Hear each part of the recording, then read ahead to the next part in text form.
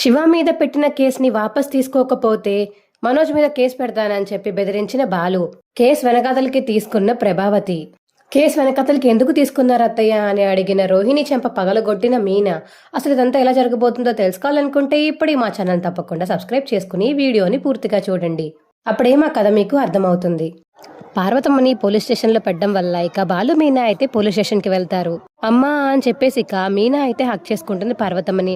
అసలు ఏమైందమ్మా అని చెప్పేసి ఇక మీనా అడిగేసరికి ఏమోనే, శివగాడ్ కోసం మళ్ళీ పోలీసులు ఇంటికి వచ్చారు, కానీ శివగాడ్ లేకపోయేసరికి నన్ను తీసుకువచ్చేసారు వీళ్ళు. నన్ను తీసుకొస్తే గానీ శివగాడు ఇక్కడికి రాడని, తనకి తాను సరెండర్ అవ్వడని చెప్పేసి నన్ను తీసుకొచ్చారంటే అని చెప్పేసి ఇక మీనా వాళ్ళమ్మ చెప్పడంతో అప్పుడే ఇక ఎస్ఐ అయితే వస్తాడు. సార్ సార్ ఏంటి సార్ ఇది, దొంగతనం చేసిన వాడు దొరక్కపోతే ఇలా ఇంట్లో వాళ్ళని తీసుకొచ్చేసి ఇలా చేస్తారా సార్ అని చెప్పేసి ఇక ఏం చేయమంటారు తీసుకురాకపోతే దొంగతనం చేసిన వాడి మీద కేసు పెట్టారు. ఆల్రెడీ ఆ కేసు ఉంది. ఇప్పుడు అది కానీ మేము కంప్లీట్ చేయకపోతే మా మీద ప్రెషర్ పడుతుంది. ఆ వీడియో మొత్తం సోషల్ మీడియాలో మామూలుగా వైరల్ అవ్వలేదు. ఇప్పుడు తనని పట్టుకోవాలని చెప్పేసి కింద కామెంట్స్లో మమ్మల్ని తిట్టుకుంటున్నారు.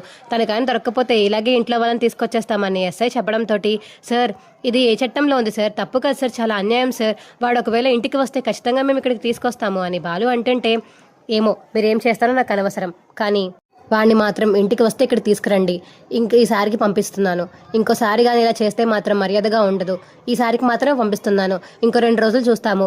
అప్పటికి దొరకకపోతే ఇక మీలో ఎవరొకరిని తీసుకొచ్చి లాకప్లో పెట్టేస్తాము. అప్పుడు వాడే వస్తాడు ఇదని తెలుసుకుని అని ఇక పోలీస్ చెప్పడంతో థ్యాంక్ యూ సార్, వాడు దొరికితే మేమే తీసుకొస్తాం సార్, ఇలా చేయకండి సార్ అని ఇక బాలు అయితే అక్కడి నుంచి తీసుకువెళ్ళిపోతాడు ఇక పార్వతమ్మ వాళ్ళని.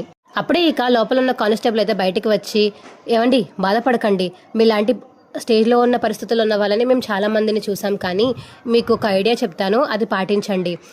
ఒక లాయర్ని పెట్టుకుని ఆ లాయర్ ద్వారా బెయిల్ తీసుకోవడమో లేకపోతే కంప్లైంట్ ఇచ్చిన వాళ్ళ చేత వెనక్కి తీసుకోవడమో చేయండి, ఒక పని అయిపోతుంది అని చెప్పేసి ఇక పోలీస్ కానిస్టేబుల్ వచ్చి చెప్పడంతో సార్ మాకు ఏ లాయర్ తెలియదు సార్ అని చెప్పేసి బాలు అంటాడు.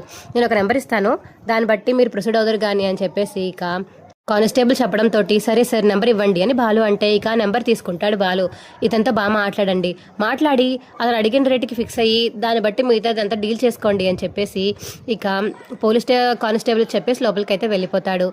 ఏంటి బాబు ఇదంతా అని, నన్ను ఎందుకు తీసుకొచ్చారో అర్థం కావట్లేదు, నన్ను ఏం చేసినా పర్వాలేదు, మిమ్మల్ని మాత్రం పోలీసులు ఏం చేయకూడదు. ఇప్పటికే మీ అమ్మగారికి చాలా కోపంగా ఉంది మా మీద, మళ్ళీ ఇప్పుడు ఇదంతా చేశారని తెలిస్తే, నన్ను తీసుకొచ్చారని మీరు పోలీస్ స్టేషన్కి వచ్చారని తెలిస్తే మీ నాన్నగారు చాలా బాధపడతారు, వదిలేయండి, మీరు చీటికి మాటికి రాకండి అని చెప్పేసి ఇక పార్వతమ్మ అంటుంటే అత్తయ్య మీరు మా బంధువులు, మీనా వాళ్ళ అమ్మగారు అంటే నాకు అమ్మగారు లెక్క కాదా, అలా మాట్లాడతారేంటి, మిమ్మల్ని పోలీస్ స్టేషన్కి తీసుకొస్తే నేను సైలెంట్గా కూర్చోమంటారా నన్ను అని చెప్పేసి ఇక బాలు అంటుంటే సరే బాబు లాయర్ అన్నారు కదా, లాయర్తో మాట్లాడండి, ఏమైనా డబ్బులు అవసరమైతే చెప్పండి నేను ఇస్తాను అని చెప్పేసి ఇక పార్వతమ్మ అంటుంది.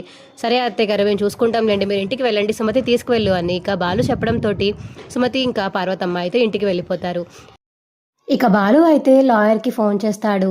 సరే మీనా, లాయర్కి ఫోన్ చేశాం కదా, అడ్రస్కి రమ్మన్నారు, ఇద్దరం అక్కడికి వెళ్దామని ఇక బాలు మీనా అయితే అడ్రస్కి వెళ్తారు. వెళ్ళగానే ఇక రండి కూర్చోండి అని లాయర్ కూర్చోమంటాడు. కూర్చున్నాక ఇక ఏంటి మీ కేసు ఏంటి అని అడగడంతో సార్ ఇలా వీళ్ళ తమ్ముడు ఇలా ₹1,00,000 దొంగతనం చేశాడు, కానీ వాడు వెంటనే మళ్ళీ తర్వాత రోజు తిరిగి ఇచ్చేసాడు, అది మా వాళ్ళకి ఇచ్చేసాను, వాళ్ళకి అప్పుడు తెలీదు, ఇప్పుడు ఆ వీడియో వైరల్ అవుతుంది, దొంగతనం చేసింది వాడే అని మా అమ్మ కేసు పెట్టింది, పోలీసులు ఏమో వాడి కోసం వెతుకుతున్నారు, వాడు ఎక్కడికి వెళ్ళాడో తెలియదు సార్, అందుకని వీళ్ళ అమ్మగారిని తీసుకెళ్ళారు ఇవాళ పోలీసులు, అందుకనే అక్కడ కానిస్టేబుల్ మీ నెంబర్ ఇస్తే ఇక్కడికి వచ్చాం సార్ అని ఇక బాలు అంటుంటే అవునా, మీరు కరెక్ట్ ప్లేస్కే వచ్చారు, నేను వాడికి బెయిల్ ఇప్పించగలను, ఇంకోసారి ఇలాంటి పనులు చేయకుండా కౌన్సిలింగ్ కూడా ఇప్పిస్తాను, అంతేకాదు మీ అమ్మగారితో కంప్లైంట్ కూడా వెనక్కి తీసుకొని ఇవ్వగలుగుతాను అని చెప్పేసి ఇక లాయర్ చెప్పడంతో అవునా సార్ చాలా థ్యాంక్స్ సార్ అని చెప్పేసి బాలు వాళ్ళు అంటుంటే కానీ దీనికి ఖర్చు అవుతుంది అని లాయర్ అంటాడు. ఎంత అవుతుంది సార్, ఒక 5 లక్షల దాకా అవ్వచ్చు. ఏంటి 5 లక్షలా, అవును 5 లక్షలు అవుతుంది అని చెప్పేసి ఇక లాయర్ చెప్పడంతో 5 లక్షలంటే ఎలా సార్, సరే మేము చూసుకుంటాము, మీరు మాత్రం ఆ పనిలో ఉండండి అని బాలు చెప్పేసి ఇక బాలు మీనా అక్కడి నుంచి వెళ్ళిపోతారు. 5 లక్షలంటే ఎలా తెస్తారండి, చూద్దాంలే మీనా, ఎలాగోలా సెట్ చేస్తాను, నువ్వేం టెన్షన్ పడకు అని ఇక బాలు అయితే బయటికి వెళ్ళిపోతాడు మీనా ఇంటి దగ్గర దింపేసి. మీనా ఇక వాళ్ళ అమ్మకి ఫోన్ చేస్తుంది. అమ్మ ఇంటికి వెళ్ళిపోయారా అని మీనా అడుగుతుంటే వెళ్ళిపోయాంలే, కానీ మీరు లాయర్ దగ్గరికి వెళ్ళారా, ఏమన్నారు చెప్పవే అని ఇక పార్వతమ్మ అడుగుతుంటే ఏం లేదులేమ్మా, అవన్నీ నీకెందుకు, మీరు జాగ్రత్తగా ఉండండి అదే చాలు అనిక మీనా అంటుంది. నోరు మూసుకుని చెప్పవే. అది కాదమ్మా, ఇలా శివాని విడిపించాలంటే ఆ లాయర్ 5 లక్షలు అడుగుతున్నాడమ్మా, బెయిల్ ఇప్పిస్తాడంట. బెయిల్ రాకపోతే ఒకవేళ అత్తయ్య గారి చేత కంప్లైంట్ రివర్స్లో తీసుకునేలా చేస్తానని నన్ను చెప్పారమ్మా అనిక మీనా చెప్తుంటే, ఏంటి 5 లక్షలా? 5 లక్షలు ఎక్కడి నుంచి తెస్తారే? సరే నేను కూడా ట్రై చేస్తాను అనిక. పార్వతమ్మ అంటుంటే, లేదమ్మా ఆయన బయట చూస్తా అన్నారు. అల్లుడు గారికి ఎందుకే శ్రమ? ఇప్పటిదాకా చాలా కష్టపడి మన కోసం చాలా కష్టపడ్డాడు ఆయన. మళ్ళీ ఇప్పుడు ఎందుకని ఆయన ఇబ్బంది పెట్టడం? ఏం పర్వాలేదు, నేను కూడా ట్రై చేస్తాను అని ఇక పార్వతమ్మ అయితే ఫోన్ కట్ చేసేస్తుంది. ఇక సుమతికి చెప్పడంతో, అమ్మ అయితే మనం మన పూలబండి అమ్మేద్దామా? అమ్మేస్తే ఎంతో కొంత వస్తాయి కదా, అవి బయట ఎవరైనా అప్పడుగుదాము, బావాళ్ళకి కొంచెం సాయం చేసినట్టు ఉంటుంది అని సుమతి అంటుంటే, బాగానే చెప్పావే, సరే పద మనం వెళ్దాము అని ఇక సుమతి మరియు పార్వతమ్మ అయితే ఇక కొట్టు అమ్మేద్దామని చెప్పేసి ఎవరన్నా వస్తే చూద్దామని అలా ఇక వెయిట్ చేస్తూ ఉంటారు కొట్టు అమ్మేయడానికి. బాలు ఏమో ఇక బయటికి వెళ్ళడంతో కార్ అయితే తాకట్టు పెడతాడు. సార్, ఈ కార్ని నేను తాకట్టు పెడుతున్నాను, అలాగే నాకు కొంచెం అప్పుగా కూడా ఎక్స్ట్రా కావాలి, మీకు నేను వడ్డీతో సహా పూర్తిగా కట్టేస్తాను, మీరు నా మీద నమ్మకం ఉంచొచ్చు సార్ అని చెప్పేసి బాలు అంటుంటే, సరే నీ మీద నమ్మకం ఉంది బాలు, నువ్వు చాలా మంచివాడవని నాకు బాగా తెలుసు, ఇదిగో తీసుకో, నమ్మకంతోనే ఇస్తున్నాను అని ఇక డబ్బులు అయితే బాలుకి ఇచ్చేస్తాడు ఇక కారు తీసుకున్న వ్యక్తి అయితే.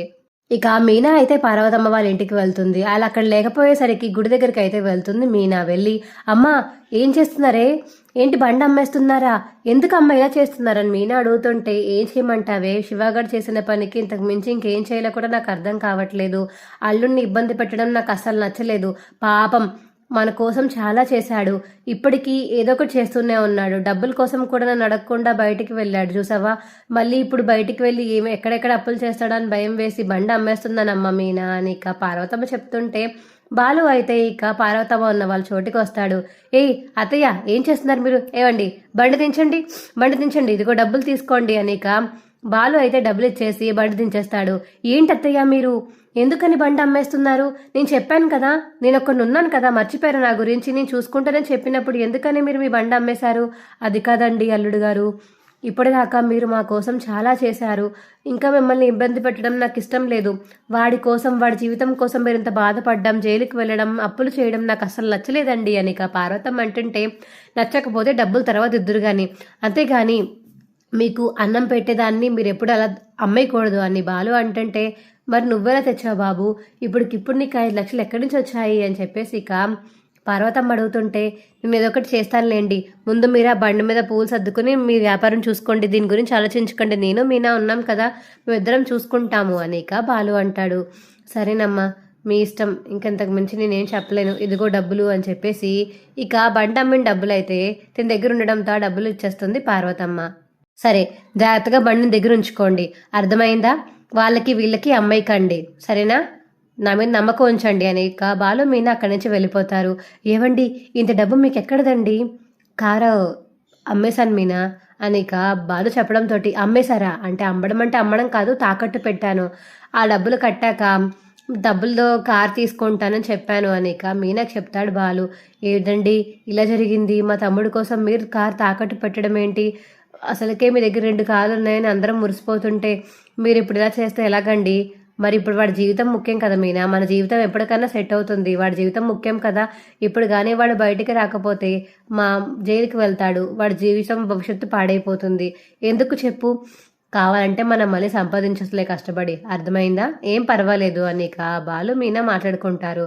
ఏవండి మిమ్మల్ని చాలా తప్పుగా అర్థం చేసుకున్నాను ఆ టైంలో, నన్ను క్షమించండి అని మీనా అంటుంటే, ఏం పర్లేదు మీనా, అప్పుడు నీకు తెలియక ఇప్పుడు తెలిసింది కదా, ఏం ప్రాబ్లం లేదు, అయిపోయింది ఏదో అయిపోయింది, జాగ్రత్తగా ఉండం ఈసారి నుంచి, సరే కానీ 5 లక్షలు సెట్ అవ్వలేదు, 4 లక్షలు సెట్ అయ్యాయి, మీతో ఏం చేద్దాము అని చెప్పేసి ఇక బాలు మీనా మాట్లాడుకుంటుంటే, ఇంటికి వెళ్ళి నా నగలేమన్నా ఉంటే తాకట్టు పెడదాం పదండి అని చెప్పేసి ఇక మీనా బాలు ఇంటికి వెళ్తారు.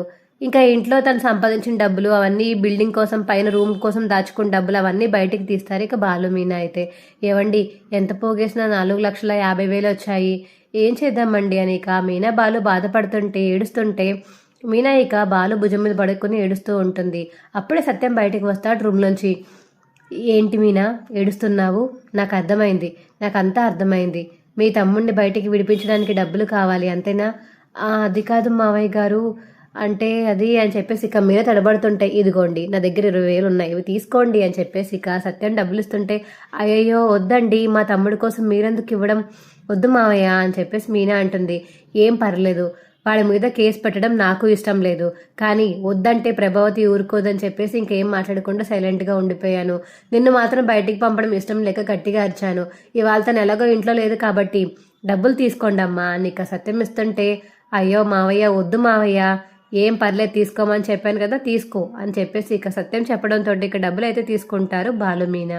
థ్యాంక్స్ మావయ్య, మీ మేలు ఈ జన్మలో మర్చిపోలేను అని మీనా అంటుంది. సరే సరే, మీ తమ్ముడిని బయటికి తీసుకొచ్చే పని చూడండి, నేను వెళ్తున్నాను అని ఇక లోపల రూమ్లోకి వెళ్ళి పడుకుంటాడు సత్యం అయితే. ఇంకా బాలు మీనా అయితే తర్వాత రోజు డబ్బులు తీసుకువెళ్ళి లాయర్కి అయితే కట్టేస్తారు. సార్ 4 లక్షల చిల్లర వచ్చింది సార్, 5 లక్షలు అడ్జస్ట్ అవ్వలేకపోయాయి, ప్లీజ్ సార్ ఇవి తీసుకుని మా వాడిని విడిపించండి సార్ అని మీనా అడుగుతుంటే, సరే సరే మీరు కొంచెం యావరేజ్ మిడిల్ క్లాస్ పీపుల్ అయినా సరే బాగానే తీసుకొచ్చారు, సరే నేను చూసుకుంటాను, మీ తమ్ముడు బయటకు వచ్చేస్తాడు, ఇంకేం బాధపడక్కర్లేదు మీరు లాయర్ చెప్పడంతో thank you so much sir అని ఇక మీనా బాలు అక్కడి నుంచి వెళ్ళిపోతారు. సరే ఇప్పుడు మీ అమ్మగారి చేత నేను కేసు రివర్స్లో తీసుకోవాలి కదా, మీ అమ్మగారు ఎక్కడ ఉంటున్నారో అడ్రస్ చెప్పండి అనేక లాయర్ అడిగేసరికి, ఇదిగోండి సార్ ఇక్కడ ఉంటున్నారు అనేక కామాక్షి అడ్రస్ అయితే ఇస్తాడు బాలు. ఇక లాయర్ తన మనిషి ఇద్దరు అయితే ప్రభావతి దగ్గరికి వెళ్ళి, ఇలా ఇవ్వండి కేసు రిటర్న్ తీసుకుంటాము అని అడ్రస్ తీసుకుంటారు. ఇక లాయర్ వాళ్ళు అయితే, సార్ నిజంగానే మా అమ్మతో మాట్లాడతారా మీరు, మా అమ్మ ఎంత చెప్పినా ఒప్పుకోదండి అని బాలు అంటుంటే, ఒప్పుకోకపోతే ఒప్పించడానికే కదమ్మా నేను ఉంది అని చెప్పేసి ఇక లాయర్ అంటాడు. సరే సార్ అని ఇక బాలు మీన అక్కడి నుంచి వెళ్ళిపోతారు. వెళ్ళిపోయాక ఇక లాయర్ అసిస్టెంట్ అయితే, సార్ ఏంటిది నిజంగానే వాడిని ఒప్పిస్తారా? ఒప్పిద్దాంలే, కంగారేముంది, ఒక 2 రోజులు అయ్యాక ఒప్పిద్దాంలే అని లాయర్ అంటాడు ఇక అసిస్టెంట్ తోటి. ఇంకొక రోజు అయినా సరే ప్రభావతి మాత్రం ఇలా కేసు రిటర్న్ తీసుకోవడానికి ఒప్పుకోపోయేసరికి బాలుకైతే కోపం వచ్చి, అమ్మా కేసు రిటర్న్ తీసుకుంటావా తీసుకోవా, లేకపోతే నేను మనోజ్ గడి మీద కేసు వేస్తాను అని బాలు అనేసరికి, ఏంట్రా ఏమని వేస్తావురా, నీ దగ్గర ఏ సాక్ష్యం ఉందిరా అని చెప్పేసి ప్రభావతి అడుగుతుంది. అదిగో బంగారం షాప్ వాడు ఉన్నాడు కదా, వాడిని తీసుకెళ్లి పోలీస్ స్టేషన్ ముందు పెడతాను, ఇంట్లో బంగారం దొంగతనం చేశాడని చెప్పేసి వాడి చేతి చెప్పిస్తాను, అప్పుడు వాడిని కూడా జైల్లో వేస్తారు కదా, నువ్వు వచ్చే వెనకాల కేసు తీసుకుంటావా లేకపోతే మనోజ్ గారిని జైల్లో వేయించమంటావా, నువ్వు ఆలోచించుకో, ఇప్పుడే వెళ్ళి నేను కేసు వేస్తాను అని ఇక బాలు ఫోన్ కట్ చేస్తాడు ప్రభావతిది. బాలు అయితే ఇక కోపంతో స్టేషన్కి వెళ్తాడు. అయ్యయ్యో నా పెద్ద కొడుకు మీద వీడు కంప్లైంట్ ఇచ్చేలాగా అని చెప్పేసి ఇక కంగారుగా అయితే పోలీస్ స్టేషన్కి వెళ్తుంది ప్రభావతి. సార్ నేను ఒకళ్ళ మీద కంప్లైంట్ ఇద్దాం అనుకుంటున్నాను బాలు అప్పుడే ఇంక నుంచి మాట్లాడుతుంటే పోలీసులతోటి, అప్పుడే ఇక ప్రభావతి అయితే వస్తుంది. అది ఈ ప్లాన్ వర్కౌట్ అయింది, అనవసరంగా లాయర్కి 5 లక్షలు ఇచ్చాను ఛే అని మనసులో అనుకుంటాడు బాలు అయితే. అయ్యో ఎవర్రా కంప్లైంట్ ఇస్తున్నావు, బుద్ధుందా బుద్ధి లేదా, నీ భార్య తమ్ముడు కోసం నీ సొంత అన్నయ్య మీదే కంప్లైంట్ ఇస్తావా, నేను ఎవరి మీదన్నా ఇస్తాను, నా భార్య నగలేక దొంగతనం చేశాడు వాడి మీద కంప్లైంట్ ఇవ్వడానికి నాకు హక్కు ఉంది అని చెప్పేసి ఇక బాలు అంటుంటే, సార్ వీడేదో కావాలని చేయడానికి వచ్చాడు సార్, వీళ్ళు మాటలు పట్టించుకోకండి, వీడికి కేసు తీసుకోకండి అని ప్రభావతి అంటుంటే, ఎందుకు తీసుకోరు సార్, మా భార్య తమ్ముడి మీద పెట్టిన కేసు తీసుకుంటారు కానీ మా అన్నయ్య మీద నేను పెడితే కేసు తీసుకోరా, అది ఫ్యామిలీ ఇష్యూ అయినప్పుడు ఇది కూడా ఫ్యామిలీ ఇష్యూ అవుతుంది కదా, అప్పుడు అది కేసు విత్డ్రా చేసుకోమని చెప్పండి, అప్పుడు నేను కూడా కేసు పెట్టడం మానేస్తాను అని బాలు అంటుంటే, నేను అసలు కేసు వెనక్కి తీసుకోను అని ప్రభావతి అంటుంది. తీసుకోపోతే నేను అన్నయ్య మీద కేసు పెడతాను సార్, రాసుకోండి సార్, మనోజ్ అనే వ్యక్తి మా భార్య నగలు దొంగతనం చేశాడు, ఇప్పటికొచ్చే నగలు తిరిగి ఇవ్వలేదు, నా దగ్గర సాక్ష్యం ఉంది, ఇదిగోండి సార్ అన్నాక వీడియో చూపిస్తాడు బాలు. ఇక స్టేషన్లో ఉన్నప్పుడు ఏమేమి కోల్పోయాడో, డబ్బులు ఎలా కట్టాడో అవన్నీ ఇక వీడియో తీసుకొచ్చి పోలీసులకు చూపిస్తాడు బాలు అయితే. అది చూసి, అమ్మో వీడి దగ్గర సాక్ష్యాలు కూడా ఉన్నాయి, నా కొడుకు మొత్తానికి బయటికి రాడు అమ్మ బాబోయ్ అని చెప్పేసి ఇక ప్రభావతి మనసులో అనుకుని, సరే నేను శివగాడి మీద పెట్టిన కేసు వెనక్కి తీసుకుంటాను, నువ్వు కోపంలో డిసిజన్స్ తీసుకోకు అని చెప్పేసి ఇక ప్రభావతి అంటుంటే, అది అలా దారికి రా, ఇంకొకసారి కానీ మళ్ళీ కేసు పెడతాను అది ఇది అని చెప్పావంటే మామూలుగా ఉండదు నీకు కానీ బాలు అంటుంటే, సరే సార్ కేసు వెనక్కి తీసుకుంటున్నాను అని ప్రభావతి అయితే కేసు వెనక్కి తీసుకుంటుంది. ఇక మీనా వాళ్ళైతే చాలా హ్యాపీగా ఫీల్ అవుతారు. అమ్మయ్య అత్తయ్య కేసు వెనక్కి తీసుకున్నారు, శివ కొంచెం సేఫ్గా ఉంటాడు అని ఇక మీనా అయితే చాలా హ్యాపీగా ఫీల్ అవుతుంది, వాళ్ళ అమ్మ కూడా చాలా హ్యాపీగా ఫీల్ అవుతుంది. ఇక మీనా వాళ్ళు అయితే అక్కడి నుంచి వెళ్ళిపోతారు. రే భార్య తమ్ముడి కోసం ఇది చేస్తావా, చెప్తాను రా నీ సంగతి అని ప్రభావతి అంటుంటే, నా భార్య కోసం ఏదన్నా చేస్తాను, నా సంగతి నువ్వు చెప్పేదేంటి, వెళ్ళు అని చెప్పేసి ఇక బాలు చెప్తాడు. ప్రభావతి అక్కడి నుంచి వెళ్ళిపోతుంది. అప్పుడే రోహిణి కూడా ఇక స్టేషన్కి వస్తుంది.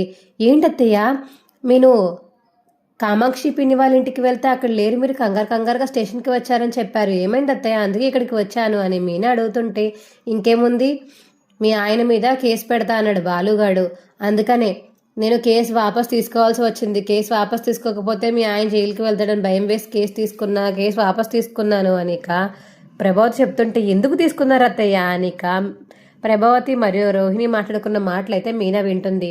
ఏంటి రోహిణి, అత్తయ్య గారికి ఎక్కించి చెప్పేది నువ్వేనా, అయితే ఇన్ని రోజులు ఎవరు ఎక్కించి చెప్తున్నారా అనుకున్నాను, సైలెంట్గా ఉండి అత్తయ్య గారికి ఎక్కించి చెప్పేది నువ్వేనా, ఇన్ని రోజులు నేను కనిపెట్టలేకపోయానులే రోహిణి అనిక మీనా అంటుంటే, ఏం తప్పేముంది అంటే నీ భర్త జైలుకి వెళ్ళినా ప్రాబ్లం లేదు, కానీ మా తమ్ముడు మాత్రం జైల్లోనే ఉండాలన్నమాట, అంతేనా నువ్వు చెప్పేది అనిక మీనా అడుగుతుంటే, నేను అలా అనలేదే, నువ్వు అలానే అన్నావు, ఇప్పుడు కానీ కేసు అత్తయ్య వాపస్ తీసుకోకపోతే మీ భర్త మీదే మా ఆయన కేసు పెడతా అని చెప్పారు, అయినా సరే నువ్వు ఎందుకు తీసుకున్నారు వాపస్ అని కారణాలు అడిగాడు, రీజన్ అత్తయ్య గారు చెప్పినా సరే అలా ఎందుకు తీసుకున్నారు అని అడిగావంటే నీ భర్త జైలుకి వెళ్ళడం నీకు ఇష్టమనే కదా అర్థం అనేక మీనా అంటుంది. అదేం కాదు, మీ తమ్ముడు ఒక సంవత్సరం కూడా జైల్లో లేకపోతే మీ తమ్ముడికి బుద్ధి రాదు కదా, అది చెప్తున్నాను నేను, మనోజ్ మీద కేసు పెట్టినా అదేం చెల్లదు అని రోహిణి అంటుంటే, ఎందుకు చెల్లదు, మా ఆయన దగ్గర సాక్ష్యాలు అన్నీ ఉన్నాయి, అవి చూపించాకనే కేసుకి ఒప్పుకున్నారు కూడా పోలీసులు, నువ్వు నాటకాలు ఆడకు రోహిణి అని అడుగుతుంటే ఇక మీనా అయితే, ఎవరు నాటకాలు ఆడుతున్నారు, అత్తయ్య గారు డబ్బులు దొంగతనం చేసింది మీ తమ్ముడే ఒక బేవర్స్ వెధవా అని చెప్పేసి ఇక రోహిణి తిడుతుంటే రోహిణి చంప పగలు కొడుతుంది మీనా అయితే. ఏంటి ఎలా కొట్టేశావు, నా కుటుంబం జోలికి వస్తే మర్యాదగా ఉండదు, నేను నీ కుటుంబం జోలికి ఎప్పుడూ రాలేదు రోహిణి, నువ్వు మాత్రం నా కుటుంబం జోలికి వస్తే నీకెప్పుడు ఇంకా మర్యాద ఇవ్వను, ఇప్పటిదాకా పోన్లు తోటికోడలు అని ఊరుకున్నాను, నీ నాన్నే జైల్లో ఉన్నాడు, ఎన్ని తప్పులు చేశాడో ఎన్ని ఒప్పులు చేశాడో ఎవరికి తెలుసు, ఒకసారి కూడా ఇక్కడికి రాలేదు పెళ్ళైనప్పటి నుంచి, ఒకసారి కూడా మీ నాన్న మీ అమ్మ ఫోటో కూడా చూడలేదు, అసలు నిజంగానే మీ వాళ్ళు మలేషియాలో ఉన్నారన్న విషయం కూడా డౌటే నాకు, మీ మావయ్య తప్ప మీ మావయ్య అప్పుడప్పుడు కనిపిస్తూ ఉంటాడు, ఆయన మాత్రం అసలు మలేషియా నుంచి వచ్చిన మనుషులాగే కనిపించాడు, ఏదన్నా నీ కోసం ఎప్పుడైనా గ్రాండ్గా తీసుకొచ్చాడంటే ఏమీ తేలేదు, ఒక చీర ఒక డ్రెస్ తెచ్చాడంతే, ఇదేనా మీ మలేషియా నుంచి తీసుకొచ్చింది, పెద్ద డబ్బున్న కుటుంబం, బోల్ కోట్లు ఉన్నాయని చెప్పి సమాధానం అని చెప్తావు కదా, అత్తయ్య చూసుకోండి, రోహిణి దగ్గర బోల్డ్ కోట్లు ఉన్నాయనుకున్నారు కదా, ముందు ఆ ₹1,00,00,000 తెచ్చి మీ మనోజ్ని మా ఆయనకి డబ్బులు కట్టి మీ ఆయనకు డబ్బులు కట్టించుకోండి అని చెప్పేసి ఇక రోహిణికి ప్రభావతికి డైలాగ్ వేసి అక్కడి నుంచి మీనా అయితే వెళ్ళిపోతుంది. అవును నిజమే రోహిణి, నీ దగ్గర డబ్బులు ఉన్నప్పుడు వీళ్ళతో మాటలు పడడం ఎందుకు, అర్జెంటుగా మీ నాన్న అడిగి డబ్బులు తీసుకురమ్మని చెప్పు అని ఇక ప్రభావతి షాక్ ఇస్తుంది రోహిణికి అయితే. సరే అత్తయ్య అని అలా ఉండిపోతుంది రోహిణి. మా వీడియో మీకు ఎలా అనిపించిందో కింద కామెంట్ సెక్షన్లో తెలియచేయండి. మా వీడియో కనుక నచ్చితే మా వీడియోని లైక్ చేయండి, తప్పకుండా మన ఛానల్ని సబ్స్క్రైబ్ చేసుకోండి. ఇది కొంచెం నిజం మరి కొంచెం కల్పితం ఈ కథ. Boy friends.